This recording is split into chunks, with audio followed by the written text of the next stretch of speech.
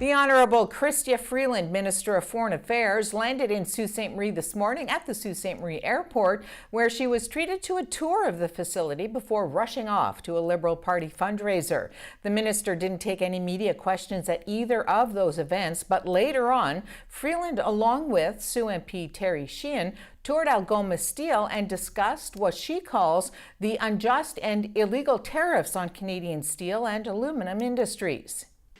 It is a real pleasure for me to be here today in Sault Ste. Marie and at Algoma with my friend and colleague Terry Sheehan, the co-chair of the Steel Caucus. And it has really been a delight and an inspiration to have a chance to talk with some of the really hardworking, talented people who work here and to see how the plate is made. Steel and the 232 tariffs are a huge priority for me and our government, and watching some of Sault Ste. Marie's fantastic steel workers at work is a real reminder for me of how important it is to get these illegal and unjust tariffs lifted. So I feel encouraged and inspired to be here in your great city, and I'm happy to try to answer your questions. And I'm sure Terry is happy to answer your questions too, right? Sure, thank you. What was your goal with meeting with Algoma Brass today, Minister? What was my goal? Yes. Well, I met with Algoma management and also with workers here. And my goal was to talk to them mostly about the 232 tariffs and to talk with them about what our strategy is to get those tariffs lifted. To talk about how we can have a real team approach in that work. You know, in our NAFTA negotiation, having a team approach really of the whole country served us well.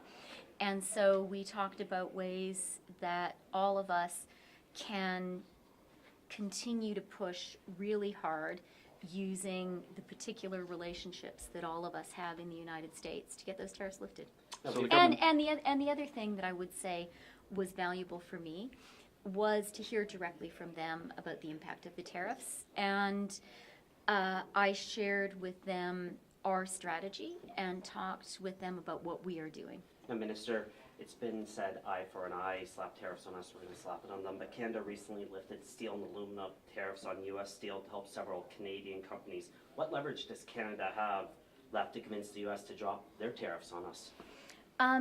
I am, of course, aware of those remissions, and Canada, like the United States, has a process where the initial tariffs were levied, and then companies are able to make a case for why there should be remissions in certain areas.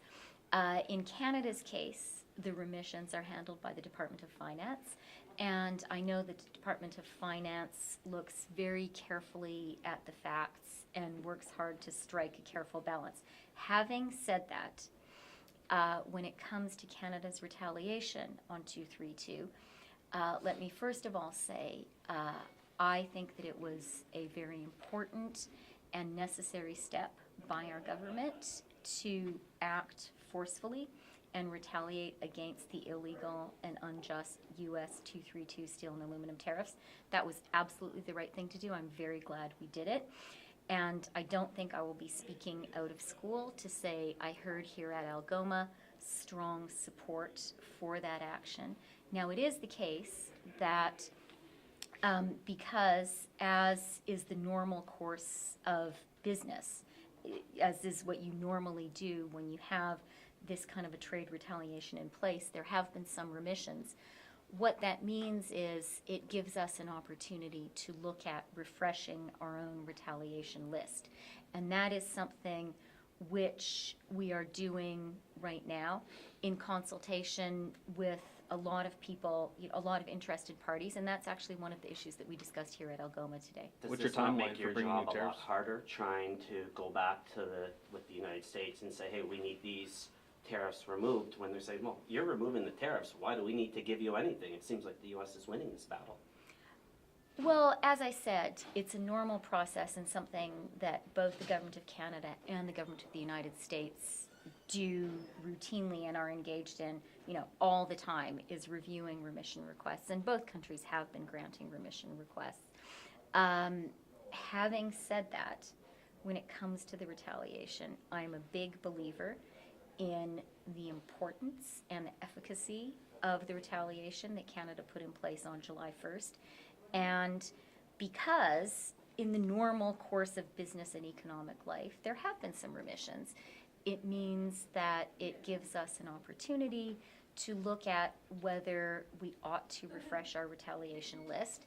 That is something that the government is actively considering. We're talking to a lot of interested stakeholders about it right now. And Yep. that is one of the issues that we discussed here in Sault Ste. Marie today.